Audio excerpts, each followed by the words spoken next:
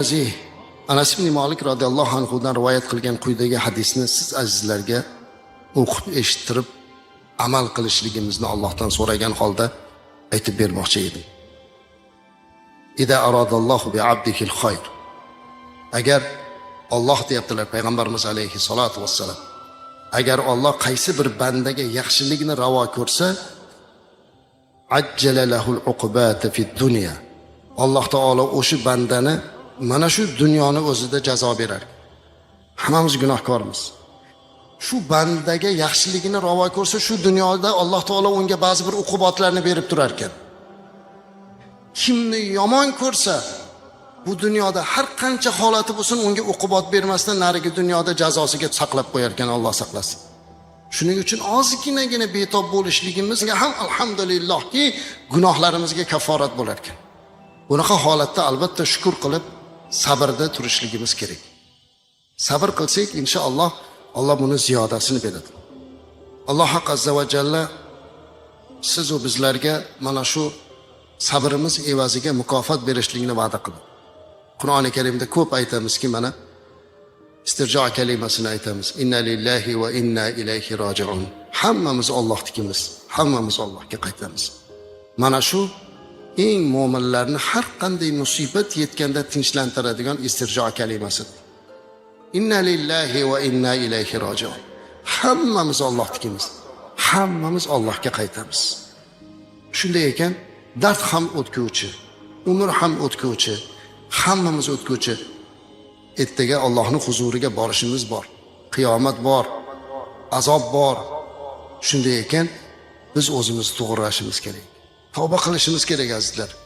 Alloh taologa shukr qilib, tafakkur, tadabbur qilib, mana shu musibatlarning orqasidan ham o'zimizga kerakligini olishimiz kerak. Bizda o'zgarib ketdi-da juda ko'p narsalar. Hattoki xalqimizning ongiga ko'p noto'g'ri maqollar kirib ketgan.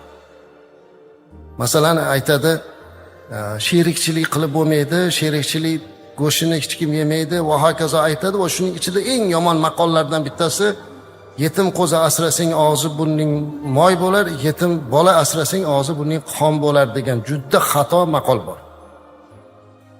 Bu musulmonning maqoli emas azizlar. Chunki payg'ambarimiz alayhisolatu vasallam bir hadislarni sizlarga aytmoqchiman. U zot aytadilarki, ana va kafilul yatim fil jannati hakaza. Qo'llarini sahobalarga ko'rsatib, o'rta barmoq bilan ko'rsatgich barmog'ini ikkalasini bir-biriga tekkizib, men va yetimning kafillikka olgan kishi jannatda shunday turamiz deb bir-biriga tekkizdilar. Payg'ambarimiz alayhisolatu vassalamga eng yaqin turadigan, yelkasiga tegib turadigan darajada qo'shni bo'lishni xohlagan kimsa yetim parvar bo'lish kerak.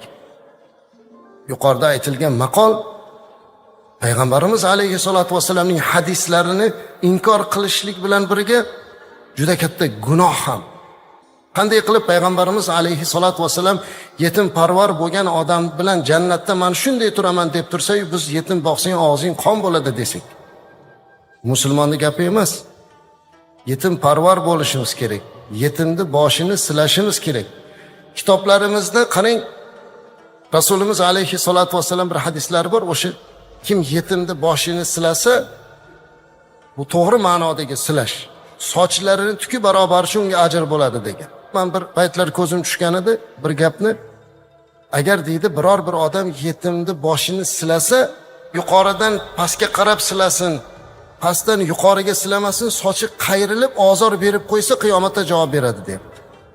Shunchalik darajada ozordan ehtiyot qilinyapti yetim. Shunchalik darajada. Ana shuning uchun ham yetimlarni haqqiga xiyonat qilmaslik, ularni ehtiyot qilishlikka chaqiriladi. Nikoh bu islomdagi eng muqaddas tushunchalardan biri. Islomdan avval bo'lgan ummatlar davrida ham o'zi oila qurishlik buyurilgan. Umuman oila masalasida azizlar, er va xotin naslni davom ettirishga sababchi.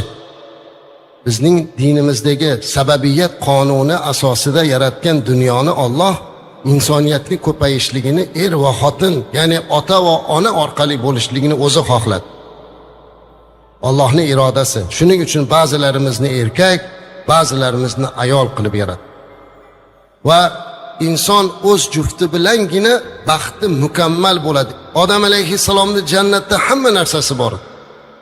Qasrlar deysizmi, hamma narsa bor, lekin baxti mukammal bo'lmagandek ko'rinaverdi. Alloh uyquga ketkizib, o'z qovurg'asidan o'zini juftini yaratdi. Baxti mukammal bo'ldi. Inson o'zini jufti bilan, jufti haloli bilan azizlar mukammal baxtga ega bo'ladi. Va aytadilarki, inson u dunyoga birga olib ketadigan narsasi Alloh bergan ne'matlar ichida qiyomatda hatto jannatda ham birga bo'ladigan ikki ne'mat, biri iymon, ikkinchisi nikoh. Ta'azu billah. Hum va azvajuhum fi zilalin alal araiki muttakiun oyat. Alloh taolo aytibdiki, albatta qiyomatda jannatiylar er va xotinlar suyanchiqlik so'rilarda yastanib o'tiradilar. O'zingizni jufti halolingiz inshaalloh jannatiylar ro'yxatidan bo'lib taqvoda birga bo'lsangiz, jannatda sizni qarshi oladigan u sizni jufti halolingiz. Bir shayx jannatni sifatlab erkaklarga jumada maviza qilyapti, jannatga borganingizda sizni kutib olishli holatlarini. Hammani xayolida birinchi tug'iladigan savol nechta hur kutib olarkan deydi-da o'zi. Aytayapti shayx, jannatga kirasan desa, haligi bir odam o'tirib kutyapti ekan, qachon aytarkinlar, qachon aytarkinlar. Jannatga kirasan, jannat darvozalari ochiladi. Shundoq jannat darvozasini ochsang, go'zal liboslarda, go'zal kiyimlarda, go'zal suratlarda seni xotining kutib oladi desa, pastda o'tirgan shayxga qarab, "Ittaqi ya shayx, Allohdan qo'rqing" deyapti. Shu yerda ham xotinim kutib oladimi deyapti.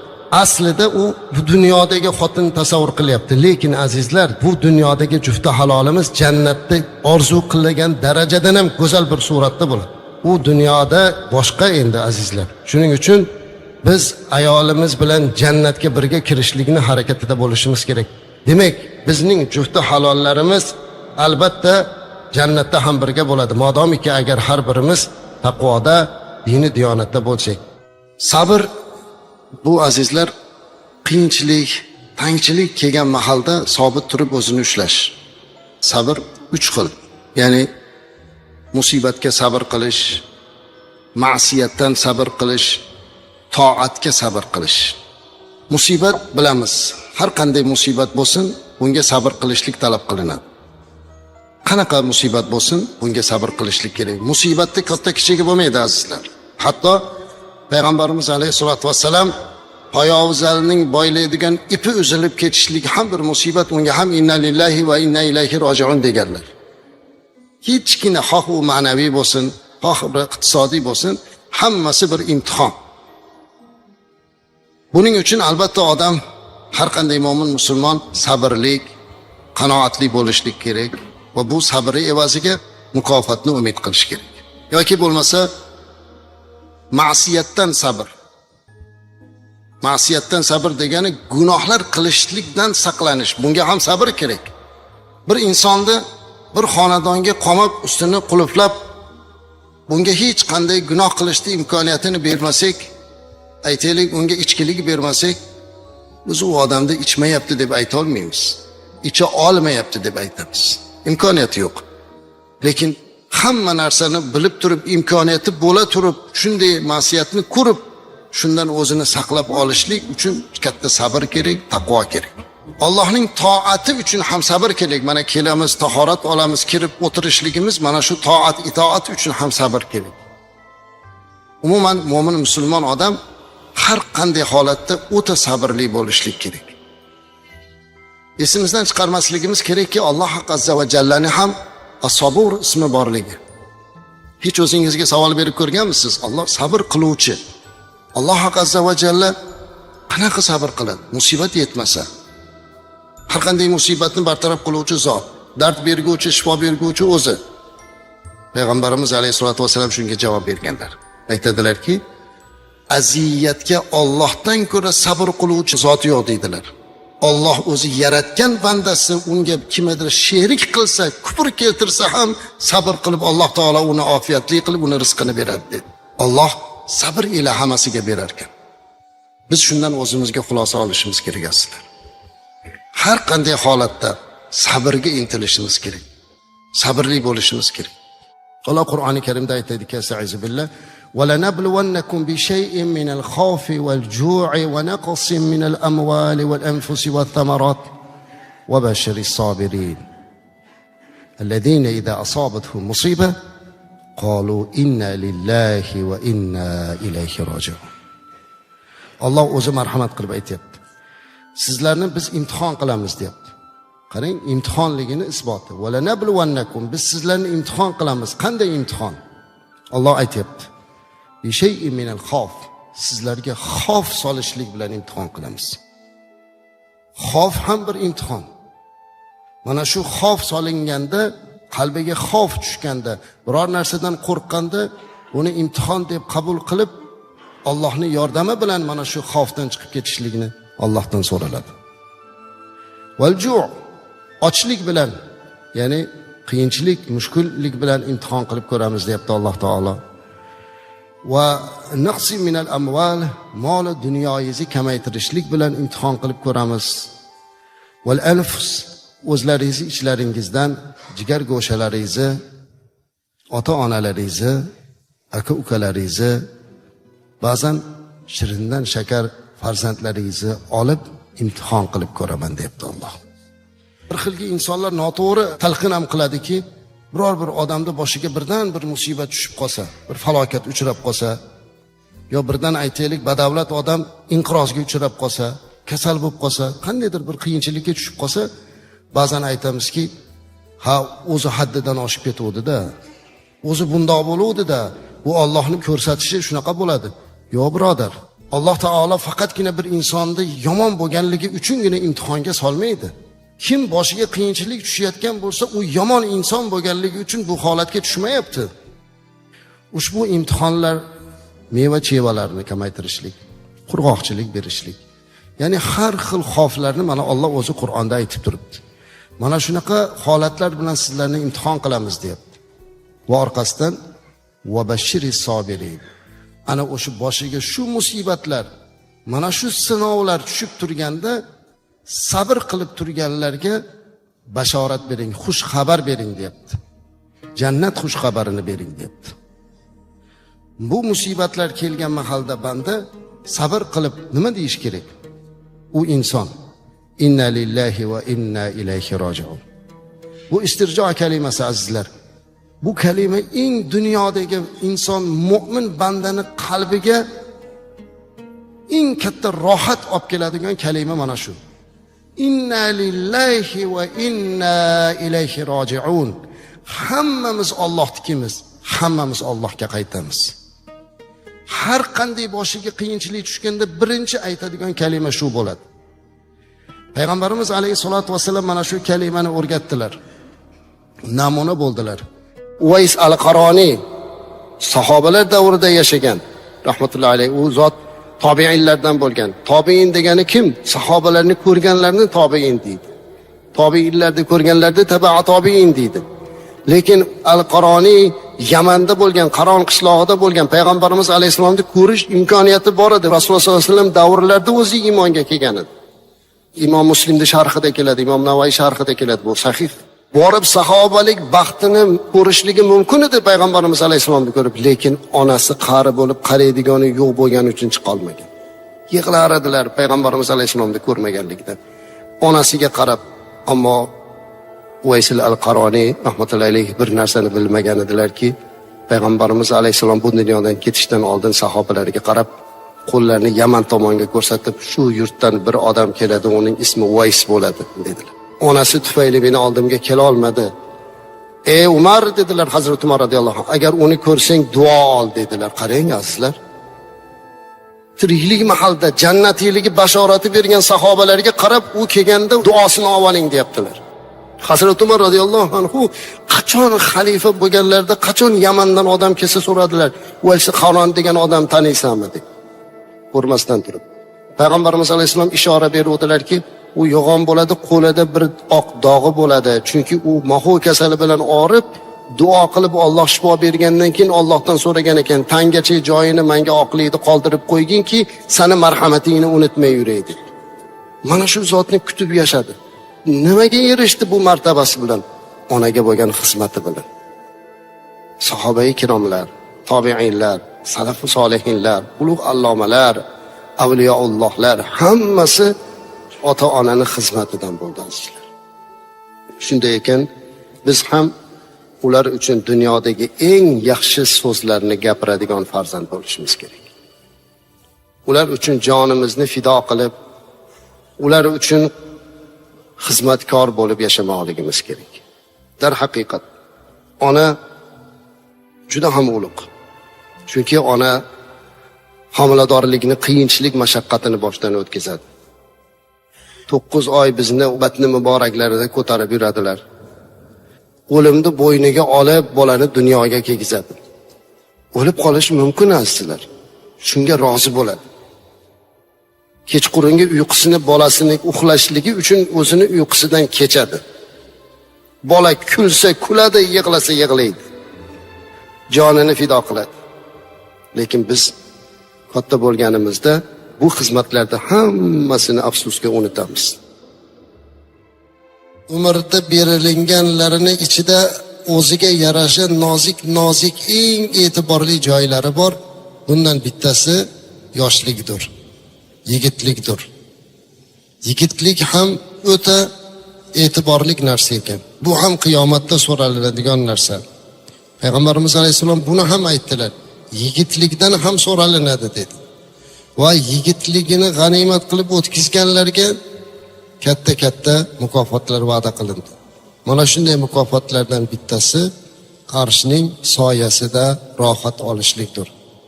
Sahobai kiromlar o'zlarini yigitlik davrlarini, yoshlik davrlarini Payg'ambarimiz alayhisalomda xizmatlariga sarflaganlar. Jumladan mana shunday yigitligini, yoshligini, o'smirligini g'animat bilgan sahobalardan birlari Anas ibn Malik radhiyallohu anhu hisoblanadi. Anas ibn Malik radhiyallohu anhu o'zlari Imom Buxoriyda faxr qilib aytgan so'zlarini keltiradilar. Ana xadamtu li Rasulillahi sallallohu alayhi va sallam 10 sanawat dedilar. Men 10 yil Payg'ambarimiz alayhisalomga xizmatkor bo'lganman dedilar. 10 yil Payg'ambarimiz alayhisalomning madrasalarida ta'lim oldi. 10 yil Payg'ambarimiz alayhisalomning suhbatlariga nasibador bo'ldi. 10 yil Payg'ambarimiz alayhisolatu vasallamning nazarlarini topishlikka musharraf bo'lgan bu sahobadan ortiqroq baxtli kimsa bo'lmasa kerak. Anas ibn Malik radhiyallohu anhuda onasi yoshlik chog'ida Payg'ambarimiz alayhisalomga qo'llaridan yetalab olib kelib, uni xizmatiga tashlab ketgan edilar. Shuning uchun ham Anas ibn Malik radhiyallohu anhu buyuk sahobalardan bo'lib, juda ham ko'p hadis rivoyat qilganlarni ro'yxatida turadilar va albatta o'z qavllariga, o'z so'zlariga ega bo'ladilar. Juda ko'p kitoblarimizda Anas ibn Malik radhiyallohu anhu rivoyat qilgan hadislardan tashqari Anas ibn Malik radhiyallohu anhuning o'z so'zlari ham, o'zlarini ilmga bo'lgan targ'iblari ham, duolari ham ko'p joylarda zikr qilinib keladi. Agar e'tibor qilsak, bu ayni mana shu yigitlikni, o'smirlikni g'animat bilmoqlik. Shuning uchun biz bugun g'animat haqida, umrni ne'mati haqida gapirar ekanmiz. Yoshlarimiz, yigitlarimiz ayni mana shu damda o'zlarini, vaqtlarini bekorga o'tkazmasliklariga harakat qilmoqliklari kerak. Ya'ni biror bir hunarni o'rganib yoki bir ilmni o'rganib, imkoniyati bo'lsa ota-onasi tirik bo'lganda ularni xizmatini qilib, ularni duolarini olish imkoniyati, oila topib, yaxshi bir jufti halolga uylanib, Alloh nasib qilsa farzandlar ko'rib, farzandini ham rushdi hidoyatlik va quvvat iymonli qilib tarbiya qilishlikdek mas'uliyatni o'tash vazifalari ham ayni mana shu yigitlik davrida bo'ladi. Demak, bu davrni g'animat bilmoq kerak. At-tajir saduq. Mana shu iborani Payg'ambarimiz alayhisolatu vasallam ishlatganlar. At-tajir saduq yoki boshqa bir hadisda at-tajir saduqul amin. Ya'ni rostgo'y, omonatdor savdogar. Bilasizmi bunga qancha maqom, darajat va'da qilindi? Imom Daylami rivoyat qilgan hadisda Anas radhiyallohu anhu dan aytiladi. Payg'ambarimiz alayhisalom shunday deb marhamat qildilar. "At-tajiru saduqu tahta zilli arshi yawmal qiyamati." Rostgo'y savdogar qiyomat qoyim bo'lganda arshning soyasidan joy olar ekan. Qiyomat qoyim bo'lganda azizlar, bir tangachalik soyaga muhtoj bo'lib ketamiz. Quyosh ikki nayza kelib turgan bir holatda qani endi ozgina bir soya bo'lsa-yu rohat topsa. Mana shunday paytda Allohning arshini soyasidan boshqa soya bo'lmas ekan. Allohning arshini soyasidan joy olish imkoniyatini rostgo'y savdogarga va'da qilindi. Yana bir hadisda Imom Termiziydan rivoyat qilingan sahih hadisda Rasulimiz alayhissalatu vasallam "At-tajiru saduqul amin", omonatdor, rostgo'y savdogar qiyomatda nabiylar, shuhadolar va siddiqlar bilan birga bo'ladi deb aytdilar. Aziz savdogar akalarimiz, ukalarimiz, birodarlarimiz, qiyomatda Allohning arshini soyasidan joy olishni xohlaysizmi? Qiyomatda siddiqlar, anbiyolar, shahidlar bilan birga bo'lishni xohlaysizmi? Alloh sizga bu imkoniyatni beribdi, sizga ilhom beribdi, imkoniyat yaratib savdogar qilibdi. Agar siz o'sha aytgan at-tajiru saduqul amin sifatidagi savdogar bo'lsangiz, mana shu imkoniyatni bu dunyoda o'zida topib olasiz. Arshning soyasidan joy olish, siddiqlar va anbiyolar va shuhadolar bilan birga bo'lish imkoniyati rostgo'y, omonatdor savdogarda bo'ladi. Rostgo'y, omonatdor savdogar kim? U eng birinchi rostgo'y bo'ladi, yolg'on gapirmaydi. Hech narsada yolg'on gapirmaydi. Na savdosida, na boshqasida. Chunki payg'ambarimiz alayhisolatu vassalam boshqa bir hadislarda aytadilarki, "As-sidq yahdi ilal bir val bir yahdi ilal jannah" deydilar. Rostgo'ylik insonlarni birga, yaxshilikka yetaklaydi, bir esa jannatga yetaklaydi deb aytadilar. Val kizib, yolg'onchilik esa yahdi ilal fujur, fujurga yetaklaydi. Fujur yahdi ilal nar, ammo fujur esa do'zaxga yetaklaydi. Shuning uchun rostgo'ylik eng birinchi o'rinda turish kerak savdogar. Hech ham yolg'on gapirmaslik kerak. Yolg'on savdo qilmasligi kerak. Bor narsani aytishlik kerak. Savdogarlik Rasulimiz alayhisolatu vassalamdan bizga meros. U zot savdogar bo'lganlar, tojir bo'lganlar. Ham o'zlari hayot davrlarida qo'y boqib, cho'ponlik qilib chorva bilan shug'ullanganlar payg'ambarlikdan avval. Ana bundan keyin hammamizga ma'lumki, Hadicha onamizning karvonlariga boshliq bo'lib, Shom sharifga karvon olib borib savdogarchilik qilganlar. Rasulimiz alayhisolatu vasallam bilan savdoda birga bo'lgan Maysara ismli qul, u zoti bobarakotni hali payg'ambar bo'lmasdan turib ham savdoda yolg'on aralashtirmasdan haqiqat ila savdo qilganini aytib o'tadi. Yolg'on gapirmasdan, halollik bilan qo'rqib Allohdan mana shunday savdo qilishlik payg'ambarimiz alayhisolatu vasallamning bizlarga ta'limoti azizlar. Halol kasbkor qilishlik taqvo deb belgilandi. Halol kasblarda turishlik, yaxshi ishlarni qilishlik ham taqvoni belgisi azizlar. Chunki bu eng muhim narsalardan. Yana ulamolar aytibdiki, taqvodor odamning belgilaridan bittasi vatanini sevuvchi bo'lar. Taqvodor odam vatanini sevadi azizlar. Vatanini ravnaqi uchun o'zini hissasini qo'shadi. Bu taqvo belgisi. Chunki mana shu vatan uchun, yurti uchun xizmat qilishlik ulkan savob. Bir kuni payg'ambarimiz alayhissalom bir mayitga janoza o'qimoqchi bo'ldilar. Janozaga kelganlarda endi janoza o'qiyman degandi. Hazrat Umar radhiyallohu anhu chiqib aytdilarki, bu odam musulmon emas dedilar. Mo'minligini bilmaymiz buni. Hamma to'xtab qoldi. Rasulimiz alayhissalom indamasdan o'qib ketsalar hech kim e'tiroz bildirmaydi. Lekin Rasulimiz alayhissalom doim tarbiya qilganlar.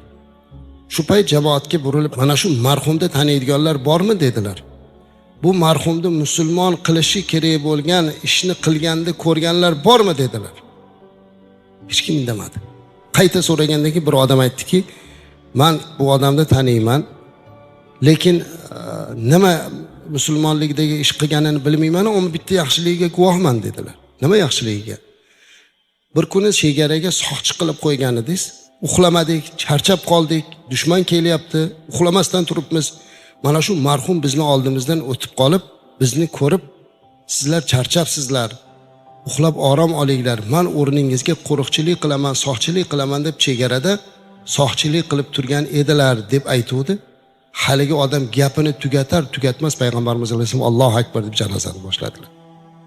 Chunki vatanini chin qalbdan mu'min taqvoli odamgina qo'riqlaydi azizlar. Ikkita ko'zning egasini payg'ambarimiz alayhisalom aytadilar-ki, do'zax kuydirmaydi deb.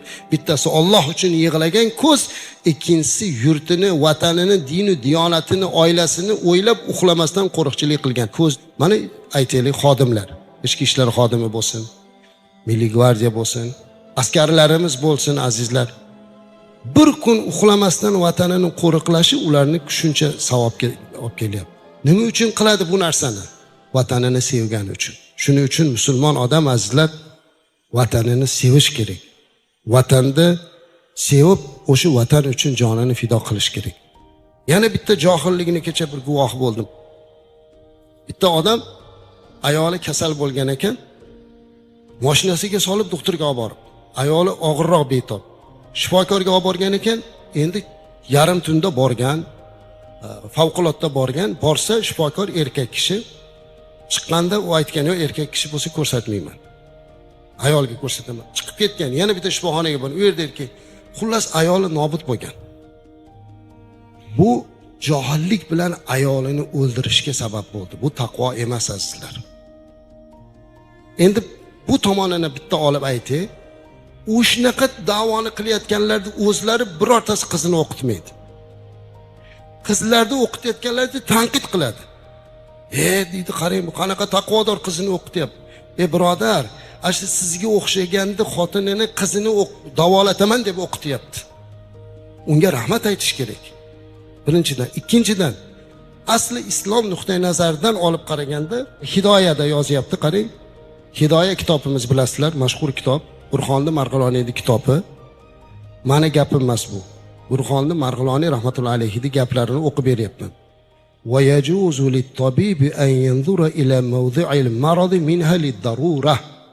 Tabibga nomahramni davolash maqsadida o'sha zarurat joylariga joiz bo'ladi qarashi. Masalan, erkak kishi tabib bo'lsa, ayolni davolashga ruxsat bor. Modomiki o'rniga o'rin bosari yo'q ekanmi, erkak davolasa bo'ladi azizlar.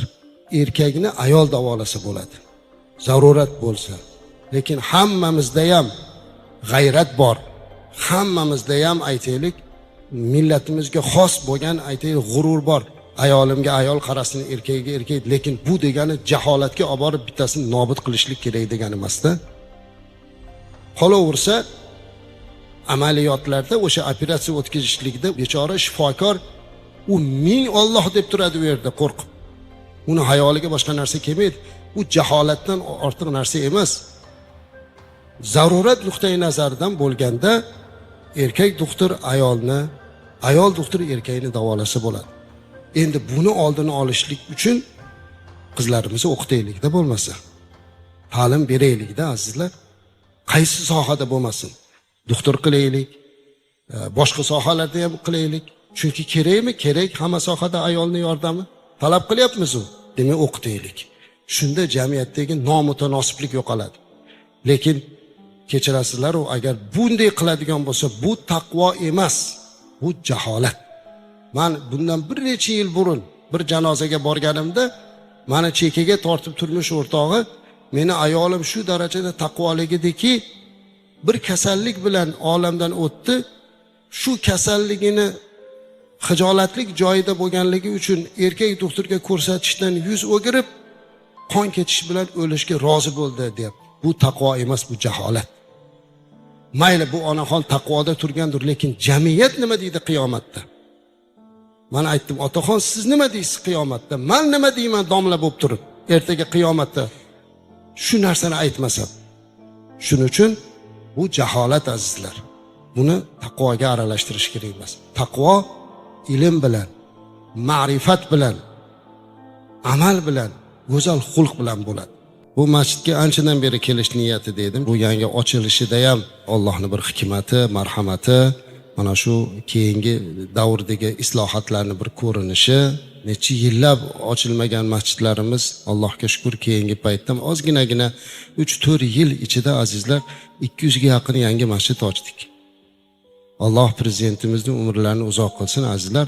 Hamma sohada islohotlarni go'zal qilib berar ekan, bizni diniy qadriyatlarimizni ham juda chiroyli qilib beryaptilar. Bor narsani gapirish kerak-da, chunki Alloh Qur'onda aytadi: "Sa'izu billah va amma bi ni'mati robbika fahaddith." Alloh bergan ne'matni gapiring dedi-da, gapirish kerak.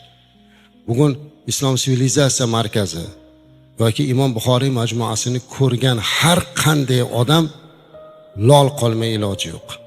Mana Usmon Qur'onini markazga olib chiqildi. Hazrat Usmon radhiyallohu anhu yozgan Qur'on azizlar, bu Qur'on. Payg'ambarimiz alayhisolatu vasallamdan keyin Abu Bakr Siddiq radhiyallohu anhu davrida Qur'onni yozib qo'yishlik taklifi berilgan edi.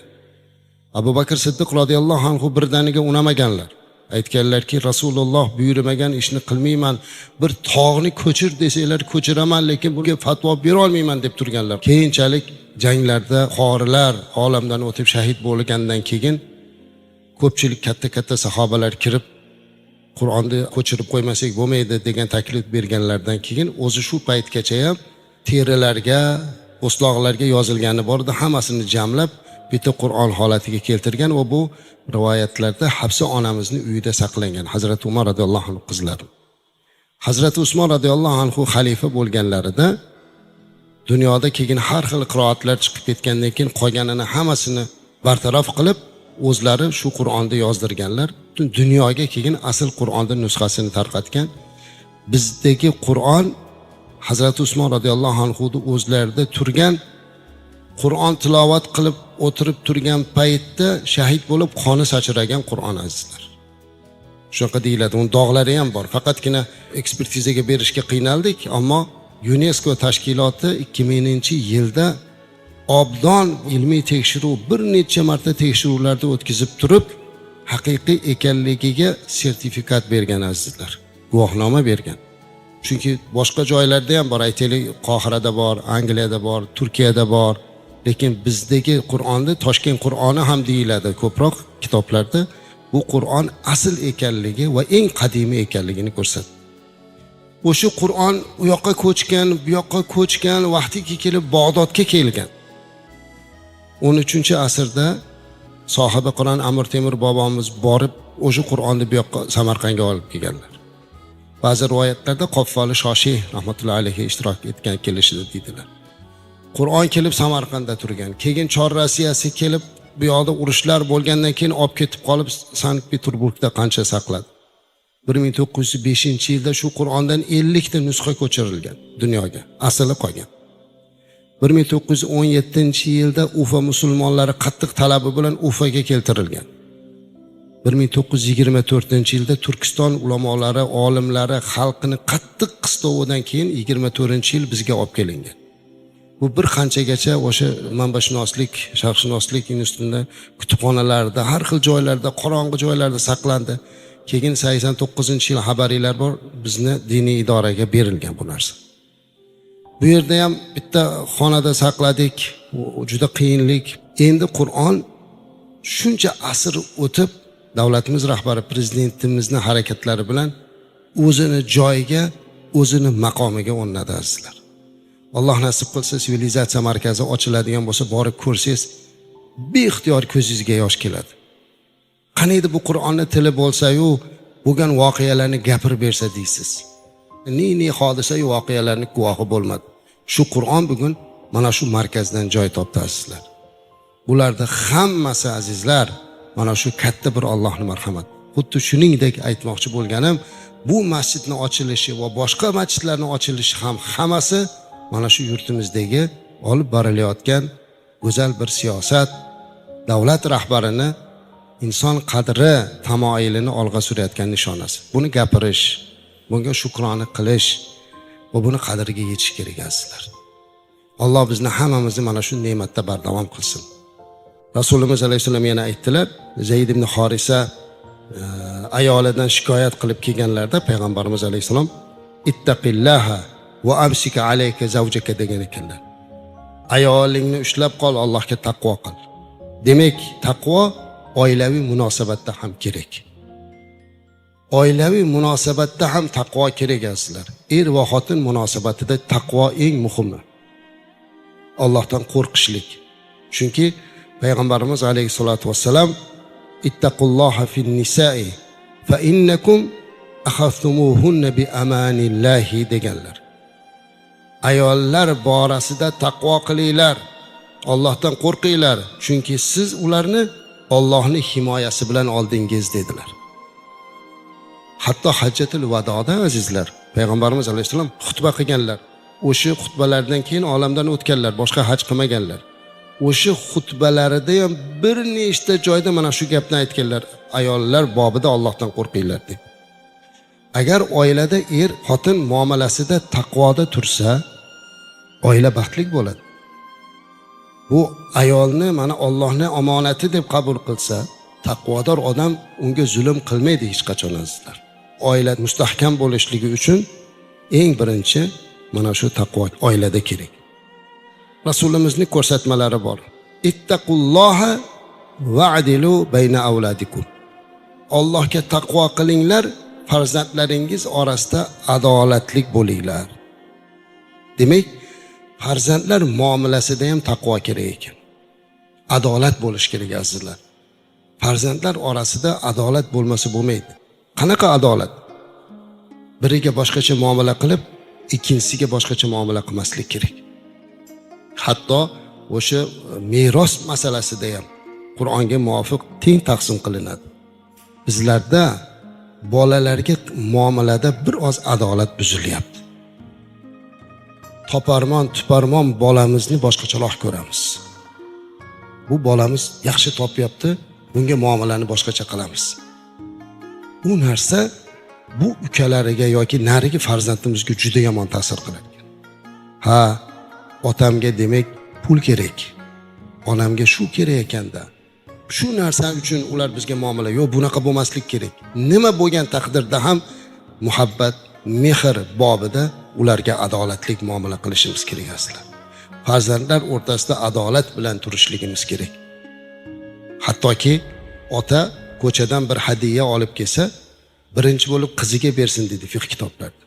Lekin qizingizni turmushga berdingiz. Taqdir ekan kambag'alroq yigitga turmushga chiqib qoldi. Sizning mablag'ingiz yetarli. Hamma yo'g'ingiz bor. 4-5 tadan mashinangiz bor. Farzandlaringizni o'zi qolib, nabiringizga ham uylar qilib beryapsiz. Lekin qizga kelganda aytadiki, buni eri qilsin. U ham sizga farzand. Siz qo'lingizdan kelsa unga yordam bering. Zero kuyov bolalar oriyat bilan hech narsa qabul qilmasligi mumkin. Lekin ota sifatida bunga ham bir yaxshi nigohini qaratish kerak. Mana shu taqvo azizlar. Oilada adolatlik bo'lib turishlik mana bu eng katta taqvolarning belgilaridan bittasi. Taqvodor odamni taqvo talab qilinadigan holatimiz xulqimizda azizlar. Oysha onamizga aytgan ekanlar payg'ambarimiz alayhisalom, "Ya Oysha, ey Oysha" degan ekanlar. "Alayka bit taqvalloh" degan ekan. Senga taqvo lozim bo'ladi. Taqvoda turgin va rifq. Mana taqvo va rifqni birlab qo'yapti. Taqvoda bo'lgin va muloyim bo'lgin. Fa inna rifqa lam yakun fi shay'in qat illa zanahu va lam yunza min shay'in qat illa shanahu dedilar. Ya'ni ey Oysha, Allohga taqvo qil. O'zingga lozim tut muloyimlikni, xulqni.